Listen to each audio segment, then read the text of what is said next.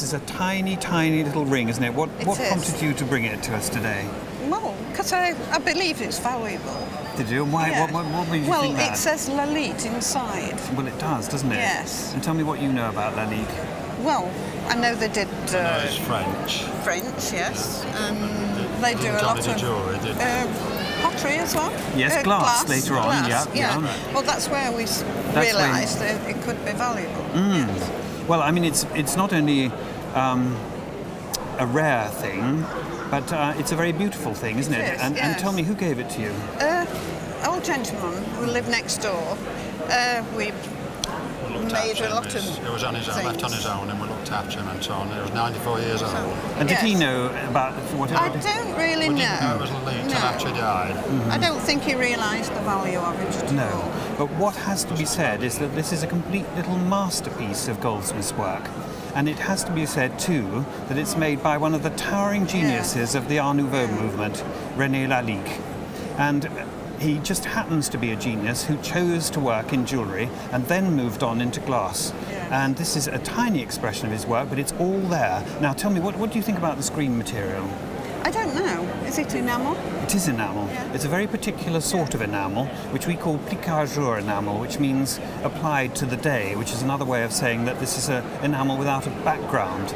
And the point about Lalique is that he was returning to nature. His inspiration comes from plant life and from animal life. Yeah. And in order to achieve that, he used what was actually a Japanese technique in suggesting the veins in leaves and the veins in the wings of buzzing insects with pierced gold.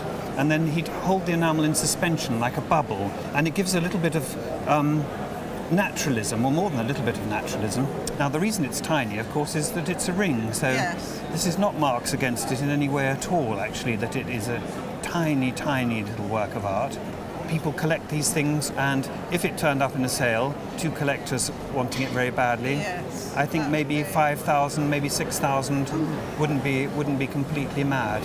Well, it belongs to my husband's family. My husband's lived in the farmhouse for as long as we can remember.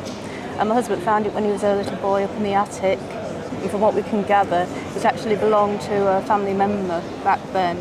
Now, the interesting part of this helmet, we're in Boston. And here, around the title, is Holland Cavalry. Now, this area is known as Holland, Boston, is it not? That's right. I mean, so we've got a helmet of the locality. This is really, it gets better, because the beginning of the Napoleonic Wars, they had what they called a tarlatan helmet, which the officers wore, and the troopers, of course. Some of those tarlatan helmets exist for the officers, but you very rarely get other ranks' helmets. Now, it wouldn't surprise me if this is prior tarlatan. Now, we're talking about 1795 now.